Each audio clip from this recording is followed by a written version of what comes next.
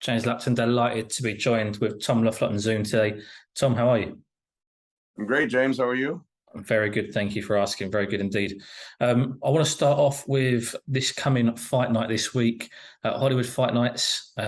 We've got Callum Walsh, I believe, headlining the card.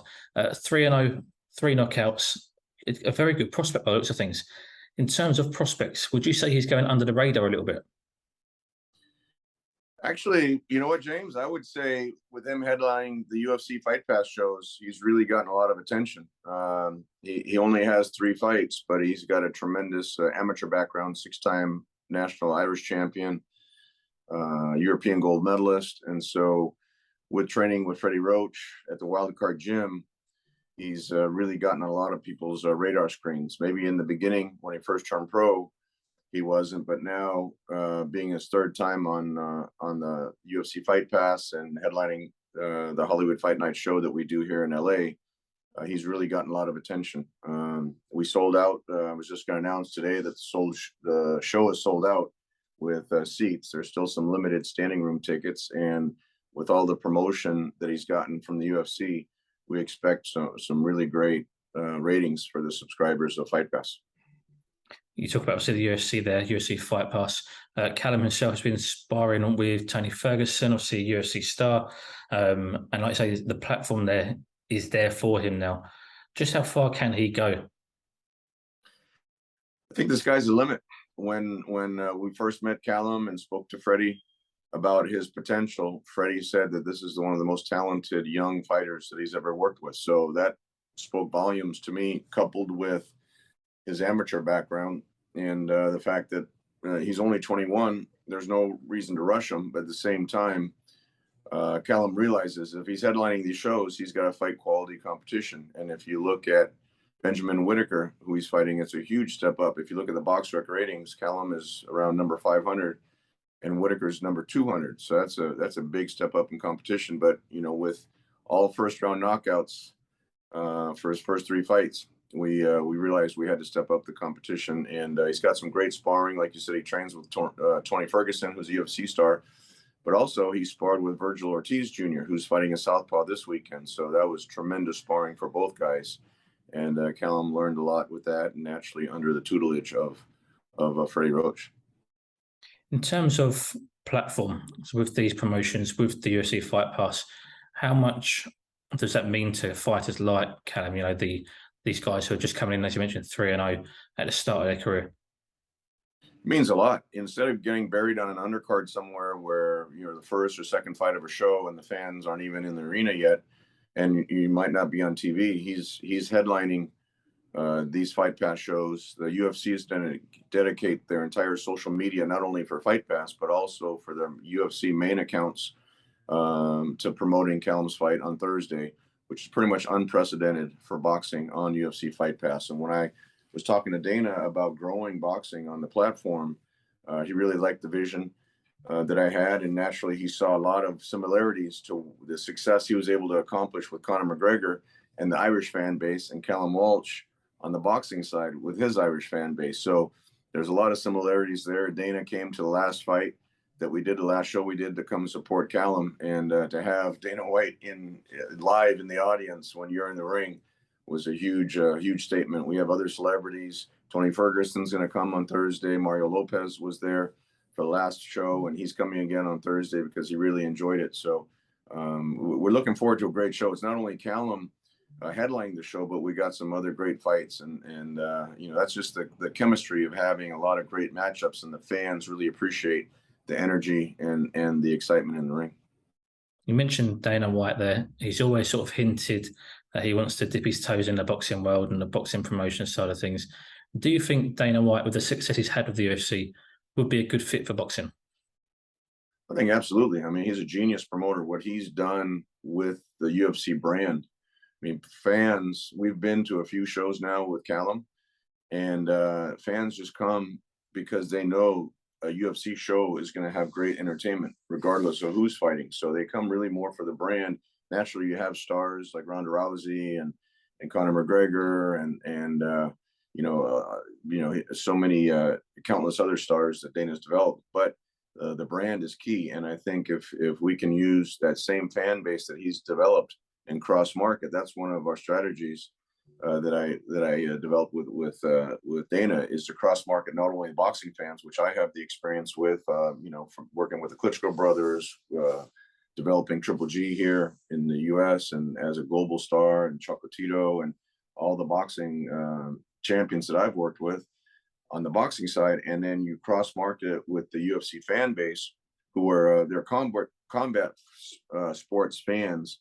And if you put on an entertaining boxing match, they'll watch the boxing. It's just, when you look at the production, what the UFC does, most of the time it becomes more entertaining than what we've seen on the boxing side. But if you put on the right product, like, Triple G and Canelo are fighting now for the third time in Las Vegas. If you put on those type of exciting shows, or Usyk and Joshua, put on those type of matchups, the fans across the board will watch. And that's what we're planning to do with Dana. And I think if he sees the success that we have for Callum, I definitely think that he would be much more interested to get involved in boxing in a bigger way. Definitely. You mentioned a few big names in boxing there. Another big name is Manny Pacquiao. Now, correct me if I'm wrong, but I believe Manny Pacquiao Jr. is also on this card on Thursday. Absolutely. He's in the amateur fight. The doors open at 5 o'clock. He's in the amateur fight at 6:15. But when you have legends like that, their son, the fans want to come out to see the legacy of Manny Pacquiao. And Manny Pacquiao Jr. is walking in the footsteps of his father. So he brings a lot of fans himself, just based on the legacy, on his family name. But he's earning that in the ring. He trains with Marvin out of the Wild Card Gym. And he's really building up a fan base himself, and very humble like his father, and still learning the craft. That's why he wants to get the experience in the amateur fights in the ring, and then transition to the professionals whenever he's ready. Now, you yourself, you've been involved in big, major, mega fights. What do you feel in terms of these smaller shows, let's call them? Do you enjoy getting more stuck into this level as well and see the progress? You work at the top end already. Do you like to see the beginning as well? You know what, James? As a boxing fan and a fan of the sport, I like the boxing at all levels. We did the shows and sold out Madison Square Garden with Triple G, and the T-Mobile Arena in Las Vegas, the Forum here in Los Angeles. We did the Klitschko fight with Eddie at Wembley Stadium. Triple G sold out O2 with Kell Brook. He just sold out the Saitama Arena in Japan, in Tokyo. So it's great. It's tremendous when you can do shows at that level with the right support from the television networks.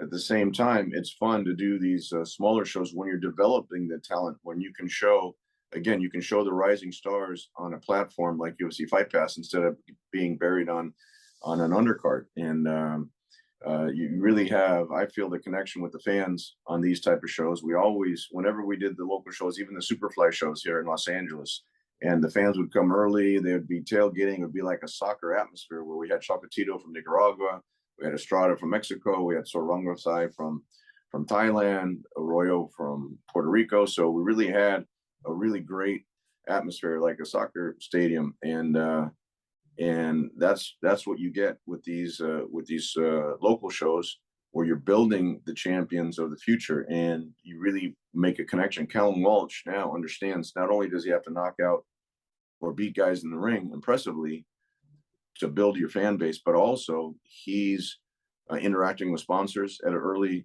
stage. We already have Hagler Whiskey, thanks to Dana, as a sponsor. He's got a local casino here, Hustler Casino, who's behind him. And every time we take a corporate meeting, they're very impressed with his character outside the ring, as well as his talent inside the ring. And he understands selling tickets. That's what a lot of fighters kind of miss, that stepping stone to, okay, they're great in the ring and they're winning a lot of fights, but if they didn't market themselves, they're not selling tickets. That's a whole step that they've missed to taking the step up to the next level of their career, where you can sell out arenas. And that's what we were able to do successfully with Triple G, where you have a guy from Kazakhstan who was barely known in the US, and then we got him on HBO. Not only on HBO for the television ratings, we were able to sell tickets, because every time a fan came to a Triple G fight, he knew he was going to get excitement, even if it was an early knockout, like the Marco Antonio Rubio fight we shattered the sales record there at StubHub, which has hosted so many tremendous shows, boxing shows. We shattered the sales record, pretty much doubled what they've done in the past. And that's really an important part, is being able to perform in the ring, but also sell tickets to your shows. Definitely. I do want to focus on Golovkin and, of course, the trilogy bout. But before I do get to Golovkin, I want to ask you a couple of quick fire questions. What is your favorite memory from your career? My favorite memory? Wow, that's I got so many favorite memories. I'd have to go back to when Vitaly Klitschko fought Lennox Lewis at the Staples Center. Vitaly took that fight on short notice. Actually, they both did. They were both going to fight on the same show, and then the opponent for Lennox fell out, and then so Vitaly stepped in with, I think it was about literally 2 weeks notice. But such a war that those two heavyweights put on. Vitaly was winning the rounds, and had the massive cut on his eye, but we really thought if it had gone one more round, he would have stopped Lennox. But that was really see those two heavyweights go at it like that. And I became very close personal friends with Vitaly. In fact, his painting is in the background there. That was for the first fight. Transitioning then to the first show that we did with K2 Promotions was a year later when Lennox vacated the title after not wanting to do the rematch with Vitaly.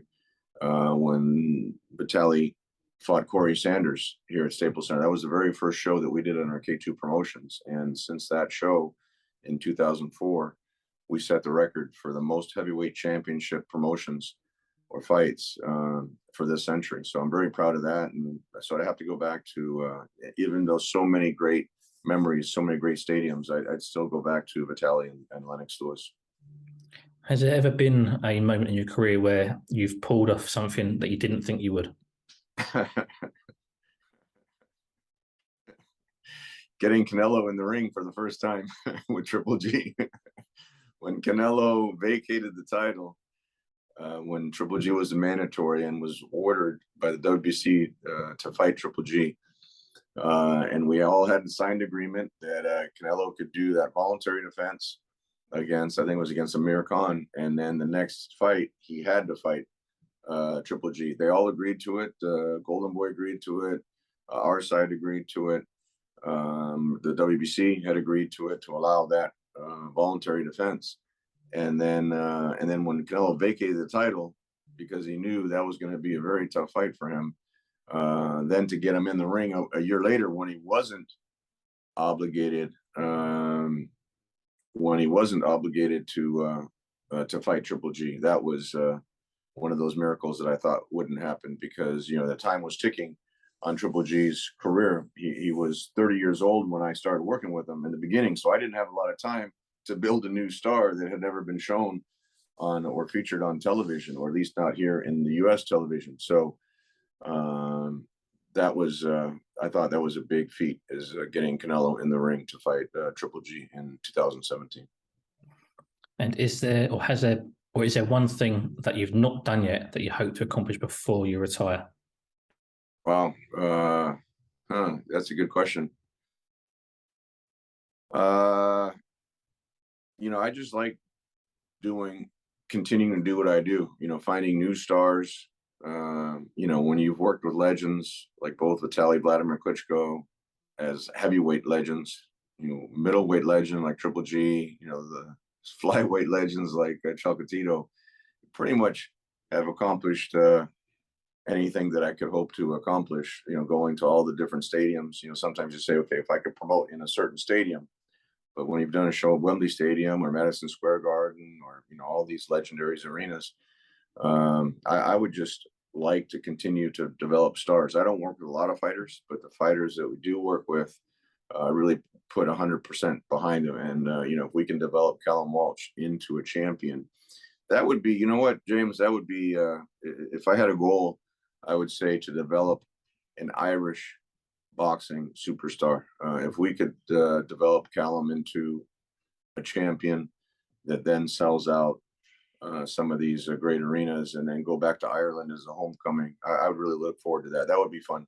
If we could do that with Triple G from Kazakhstan, who doesn't have a built-in fan base, to Callum Walsh with Irish. Everyone's Irish on St. Patrick's Day. So we really see, just based on, him selling out the venue that we're doing now, only in his fourth fight, to then transitioning. I've already had discussions with Madison Square Garden, bringing him to the theater. That's where we started with Triple G and HBO. And if we can bring Callum to New York City, to Boston, and then go from there, go to Ireland, that would be an exciting thing for me to accomplish. Absolutely. Let's talk about Golovkin. Firstly, what is he like to work with? Gennady's a joy to work with. When he first started out, again, not many people knew who he was. Really, only the hardcore boxing fans in the U.S. knew who he was, and really the media. He was training with Abel Sanchez in Big Bear, California.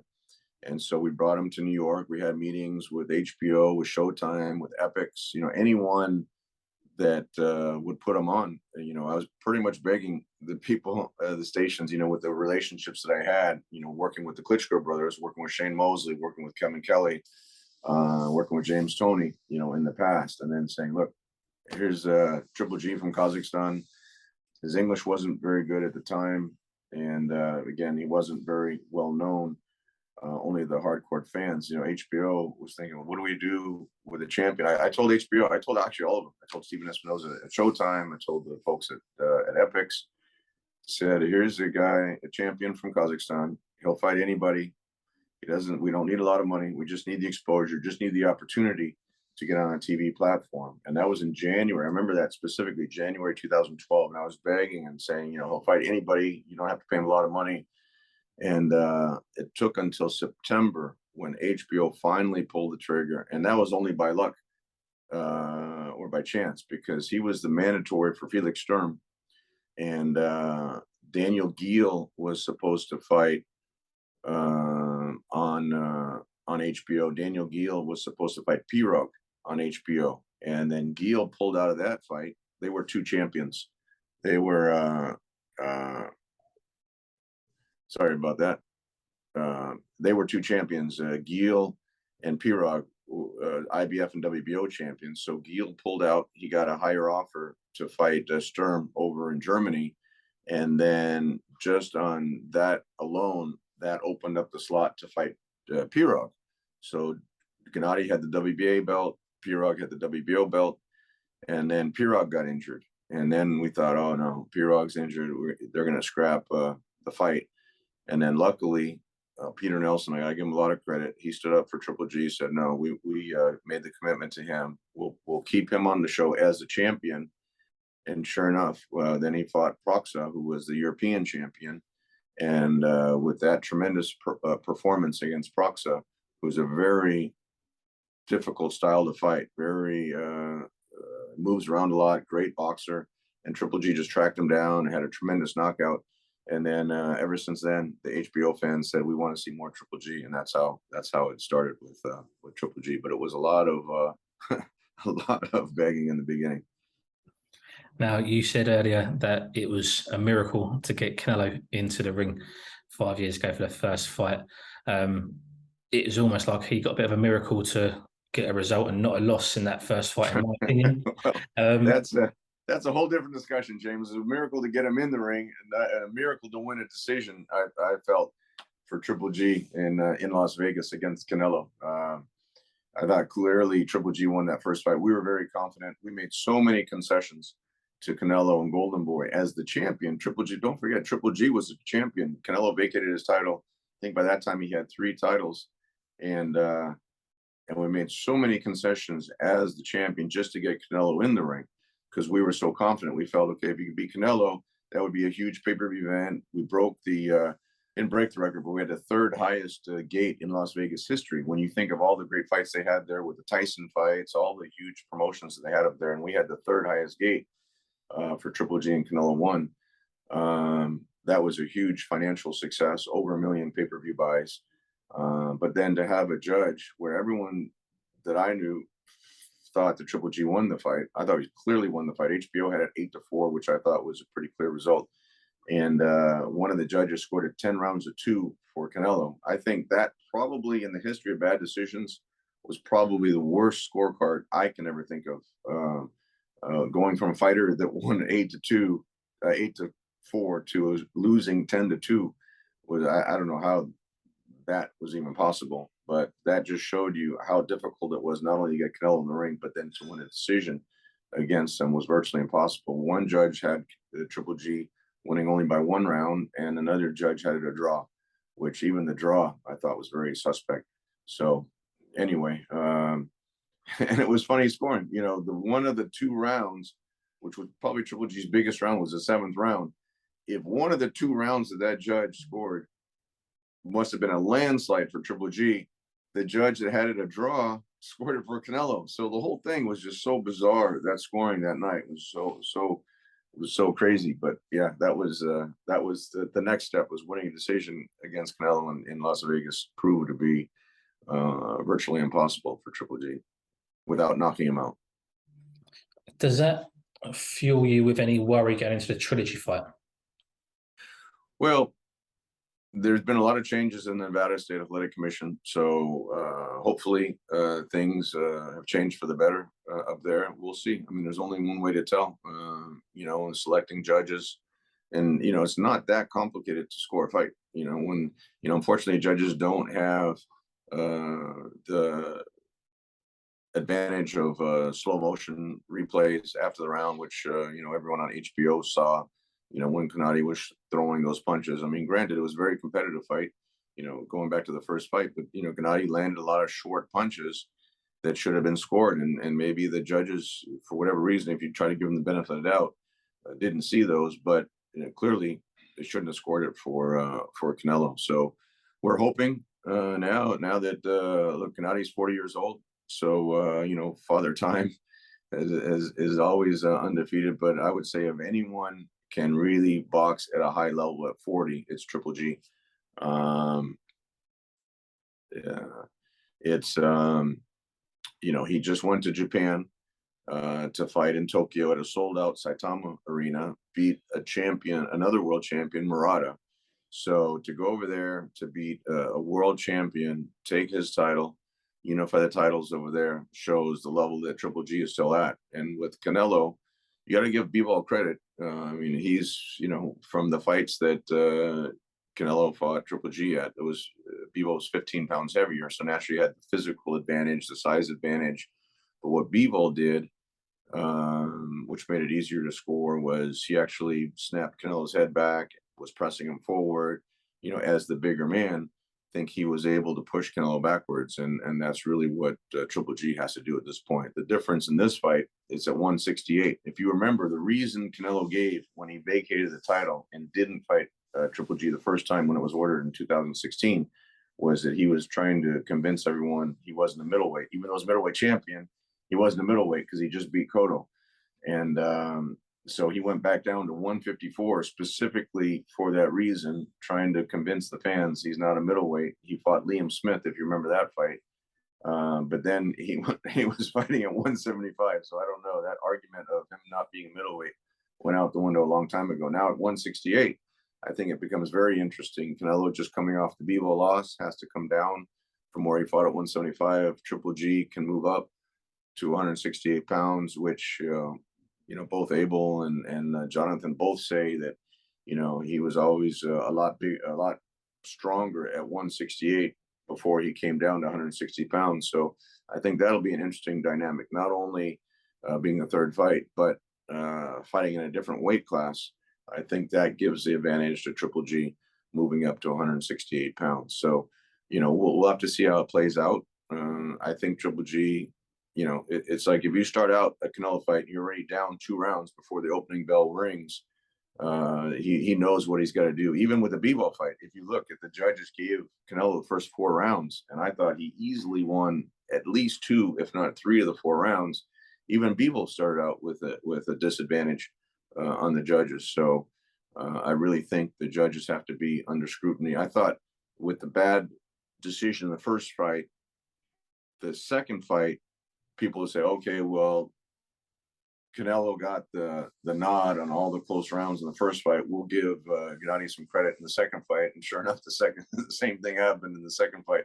Every close round went to Canelo, which I don't know how you can do that. But anyway, hopefully in the third fight, the fair winner should win the decision.